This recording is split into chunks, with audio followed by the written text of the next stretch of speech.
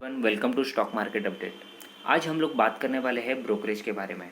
आप सभी को पता है मार्केट में तीन तरह के पार्टी अवेलेबल है, बायर, सेलर और ब्रोकर। बायर जो शेयर बाय करता है मार्केट में उसे हम लोग बायर कहते हैं। मार्केट में शेयर सेल करने वाला होता है सेलर। और ये दोनों के बीच में जो भी ट्रांजैक्शन के प्रोसेस करता है उसे हम लोग ब्रोकर कहते हैं। अभी ये ट्रांजैक्शन जो बायर और सेलर के बीच में होता है वो ब्रोकर के थ्रू होता है। जो ट्रांजैक्शन के लिए उस ट्रांजैक्शन के लिए हमें ब्रोकर को जो है वो एक तरह के फ़ीस देनी पड़ते हैं जिसको हम लोग ब्रोकरेज कहते हैं। अब मार्केट में कई तरह के ब्रोकर जो है वो मतलब अवेलेबल है, तो उसके हम लोग कुछ आगे लिस्ट देखते हैं। Best broker in a market. अगर मैं इंडिया में टॉप ब्रोकर्स की अगर बात करूं तो आप देख सकते हैं कि ज़रोदा अब ब्रोकिंग हाउस है। तो ज़रोदा के पास मार्केट में जो एक्टिव क्लाइंट्स हैं वो 21,26,417 एक्टिव क्लाइंट ज़रोदा के पास है। उसके बाद नंबर आता है ICICI सिक्योरिटीज़ का, जिनके पास है 11,43,871। Then Upstox, Angel broking, HDFC security, Kotak security, HDFC security, Sharekhan, 5 पैसा। ये तो है टॉप ब्रोकर्स। अब आप सभी के मन में एक सवाल आ रहा होगा कि इनमें से बेस्ट ब्रोकर कौन सा है, किसके पास मैं अकाउंट ओपन करूं। हालांकि हमने देखा कि ज़रोदा के पास हाईएस्ट जो है एक्टिव क्लाइंट की लिस्ट है। वो होने का उनका एक रीज़न है कि उनका जो है वो ब्रोकरेज जो है वो बहुत कम है। मार्केट में ब्रोकरेज जो है वो एक तरह का चार्जेस है। जित उसका जो चार्जेस जो है वो जितना कम होगा उसके ऊपर जो है आपकी प्रॉफिटेबिलिटी डिपेंड है। इसे क्लियर करने के लिए मैंने कुछ कैलकुलेशन किए हुए हैं जिसके थ्रू हम लोग पता लगा सकते हैं कि मार्केट में कौन सा ब्रोकर कितना चार्ज कर रहा है और मैं उसके थ्रू कितना प्रॉफिटेबिलिटी में अर्न कर सकता हूँ, क्योंकि जितना मेरा ब्रोकरेज कम होगा उतनी मेरी प्रॉफिटेबिलिटी ज़्यादा होगी। तो इसे क्लियर करने के लिए मैंने एक एग्जांपल लिया हुआ है। मान लो अगर कोई शेयर है जिसका प्राइस आज 1,000 रुपीज़ चालू है और वो मैं 1,100 में वो सेल करने वाला हूँ। तो यानी एक शेयर के पीछे जो मेरा प्रॉफिट है वो 100 रुपये है। ऐसे मैंने 100 शेयर बाय किए हुए हैं। 1,000 में मैं बाय कर रहा हूँ, 1,100 में सेल कर रहा हूँ, यानी मेरा टोटल प्रॉफिट है वो 10,000 है, बराबर। तो मेरे अकाउंट में जब मैं सेल करूँगा एग्जैक्टली 10,000 तो आने वाले हैं नहीं, क्योंकि अब तक मुझे ब्रोकरेज देना, ब्रोकिंग हाउस को देना बाकी है। तो देखते हैं मेरे अकाउंट में कितने कितने प्रॉफिट कितना आता है।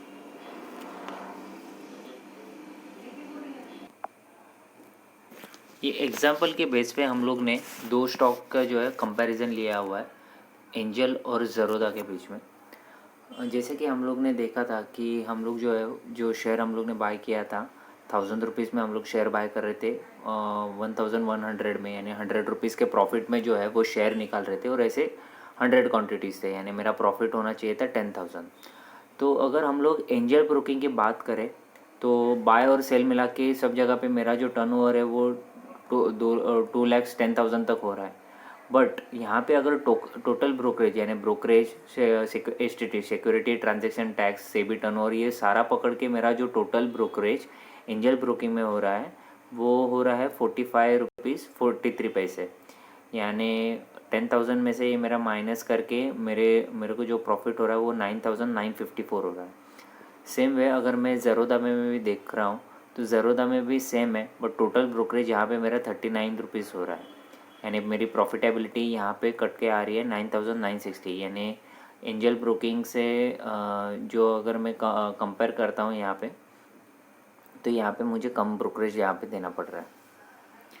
नेक्स्ट जो है, अभी कुछ बड़े ब्रोकिंग हाउसेस भी हम लोग ने बात की थी, जैसे ICICI सिक्योरिटीज़ और HDFC सिक्योरिटीज़ की।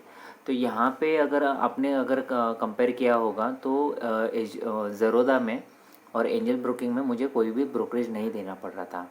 अगर मैं बात करूँ ICICI और HDFC की, तो ICICI में मुझे 2,10,000 के टर्नओवर पे 1,155 का ब्रोकरेज देना पड़ रहा है। Security transaction tax 26 rupees, SEBI turnover 42 पैसे, स्टैम्प ड्यूटी 4 रुपीज़ 2 पैसे, ट्रांजैक्शन चार्जेस 5 रुपीज़ 8 पैसे। तो ओवरऑल ये सारा ब्रोकरेज मिला के मुझे 1,400 का जो ब्रोकरेज है ICICI में देना पड़ रहा है। और 10,000 में से 1,400 ये अगर माइनस करने के बाद मेरे हाथ में जो प्रॉफिट आ रहा है वो 8,599 आ रहा है, यानी 8,600 के करीबन आ रहा है। और HDFC सिक्योरिटी में सेम टर्न ओवर मेरा 2,10,000 का ब्रोकरेज यहाँ पे मुझे अगर मैं कंपेयर करूँ तो HDFC में मुझे कम देना पड़ रहा है एज़ कम्पेयर टू ICICI। तो यहाँ पे भी सारा ब्रोकरेज अगर मैं मिला के देखता हूँ तो टोटल ब्रोकरेज HDFC में 1,278 रुपीज़, यानी 10,000 में से ब्रोकरेज कट होके मेरे हाथ में जो आ रहा है 8,721 रुपीज़ आ रहे हैं। तो आगे हम लोग बात करेंगे डिफरेंस की। तो यहाँ पे मुझे एग्जैक्टली 2,10,000 के टर्नओवर पे मुझे एग्जैक्ट कितना ब्रोकरेज देना पड़ा। तो फर्स्ट सबसे कम ब्रोकरेज मुझे ज़रोदा में देना पड़ा है। यहाँ पे मुझे 39 रुपीज़ 13 पैसा का ब्रोकरेज मुझे ज़रोदा में देना पड़ा है। एंजल ब्रोकिंग में मुझे 45 रुपीज़ का ब्रोकरेज देना पड़ा है। HDFC में वो बढ़कर 1,278 और ICICI में 1,400 का देना पड़ा है। ज़रोदा में और एंजल ब्रोकिंग में मुझे जो है सिर्फ transaction charges, security transaction tax और स्टैम्प ड्यूटी देने पड़ रही है। ज़रोदा और एंजल ब्रोकिंग में डिलीवरी में उन लोग कोई भी ब्रोकरेज मुझसे चार्ज नहीं कर रही है। तो यहाँ पे जैसे हम लोग ने आज ये वीडियो में बात की कि ब्रोकरेज के वजह से आपको अभी पता चला होगा कि आपका प्रॉफिटेबिलिटी वो कितना कम ज़्यादा होता है। ये तो हुआ कि हम लोग ने जब प्रॉफिट बुक करते तब की बात है। सेम वे अगर हम लोग ऐसे तो नहीं बोल सकते कि स्टॉक मार्केट में मैं रोज़ ही प्रॉफिट कमाऊंगा। सेम ब्रोकरेज अगर मुझे लॉस भी हो जाता है, अगर मैं कोई शेयर लॉस में भी अगर सेल करना पड़ रहा है तो सेम ब्रोकरेज मुझे लगना ही है। तो वहाँ पे भी मेरा ब्रोकरेज जो है वो कैलकुलेट होता है। तो यानी अगर मैं प्रॉफिट की बात करूँ, 10,000 मेरा प्रॉफिट था तो उसमें से ज़रोदा मुझे 9,960 दे रहा है।